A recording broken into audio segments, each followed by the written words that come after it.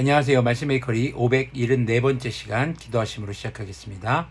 거룩하신 주님 감사합니다. 주님의 말씀을 묵상합니다. 성령님께서 말씀에 조명이 되어 주시옵소서. 우리 주 예수 그리스도님의 이름으로 기도합니다.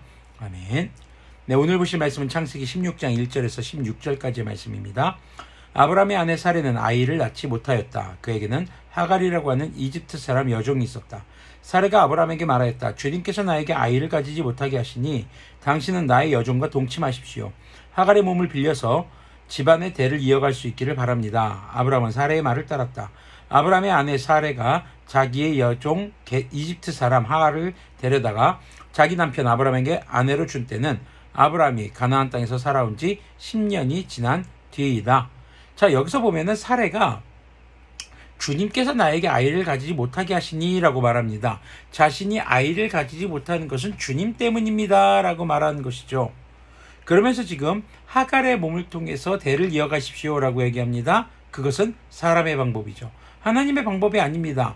어쩌면 그들에게 10년이라는 시간은 조바심을 낼 만한 충분한 시간일지도 모르겠습니다.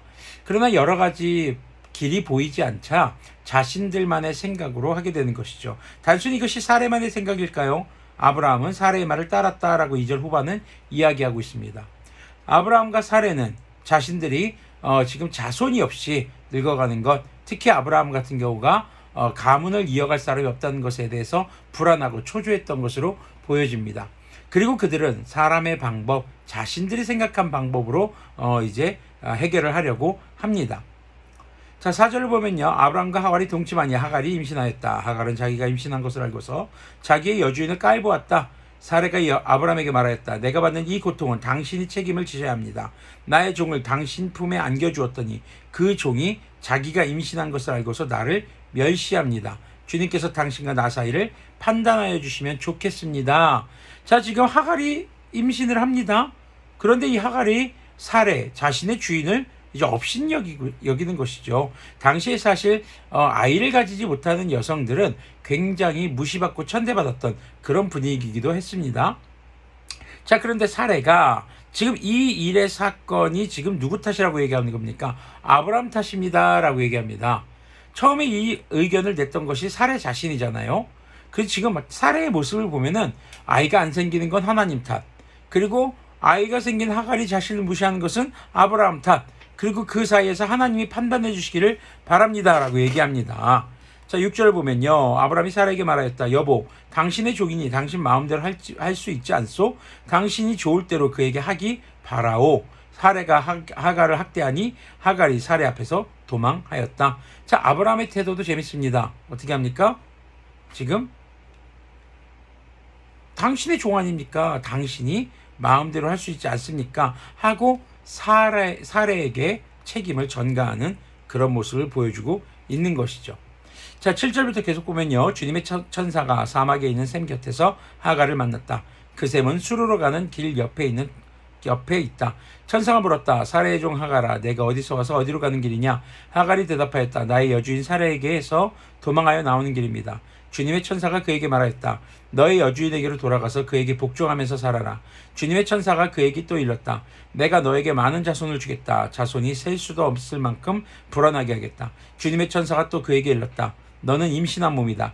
아들을 낳게 될 터이니 그의 이름을 이스마엘이라고 하여라. 내가 고통 가운데서 부르짖는 소리를 주님께서 들으셨기 때문이다. 너의 아들은 들나귀처럼 될 것이다. 그는 모든 사람과 싸울 것이고 모든 사람 또한 그와 싸울 것이다. 그는 자기의 모든 친족과 대결하여 살아가게 될 것이다. 하갈은 내가 여기에서 나를 보시는 하나님을 뵙고도 이렇게 살아서 겪은 일을 말할 수 있다니 하면서 자기에게 말씀하신 주님을 보시는 하나님이라고 이름 지어서 불렀다. 그래서 그 샘 이름을 부엘라헤로이라고 지어서 부르게 되었다. 그 샘은 지금도 가데스와 베레스 사이에 그대로 있다. 하갈과 아브라함 사이에서 아들이 태어나니 아브라함은 하갈이 낳은 그 아들의 이름을 이스마엘이라고 지었다. 하갈과 아브라함 사이에 이스마엘이 태어날 때에 아브라함의 나이는 86이었다. 자, 하갈이 지금 사레의 굉장히 그런 핍박을 견디다 못해 도망칩니다. 그리고 울부짖게 되는 것이죠. 그리고 하나님은 그 울부짖음을 들으시고 천사를 보내서 돌아가서 주인에게 순종하면서 살고 아이를 낳으라고 합니다. 그리고 아이의 이름을 이스마엘이라고 지으라고 하시는 것이죠. 비록 사람의 방법으로 인해서 어떻게 보면 하갈도 지금 굉장히 난처한 상황에 처할 수 있겠죠. 자, 여기서 지금 하갈에게 주시는 그 아들의 이름 이스마엘, 하나님께서 들으신다라는 것을 지금 우리는 볼 수 있게 된 것입니다.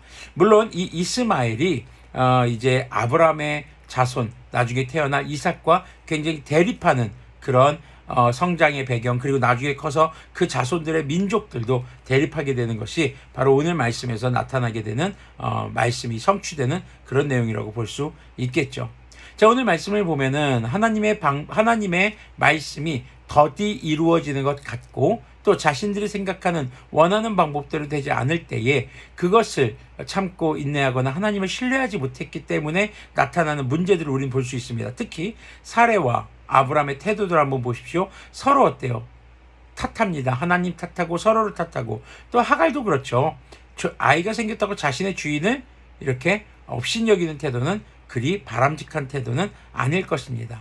이렇게 사람들이 하나님의 말씀이나 하나님의 뜻과는 무관하게 자신들이 삶의 문제 해결책을 찾으려고 여러 가지 자신들만의 방법으로 할 때 일어나는 문제들, 그 문제들 속에서 하나님은 울부짖는 자, 연약한 자, 그리고 정말 소외된 자들의 소리를 들으시고 주님께서는 그들 가운데도 보호하여 주시고 주님께서는 그들의 인도하여 주신다는 것을 우리는 잊지 않아야 하겠습니다. 물론 무조건적으로 다 도와주는 것은 아닙니다.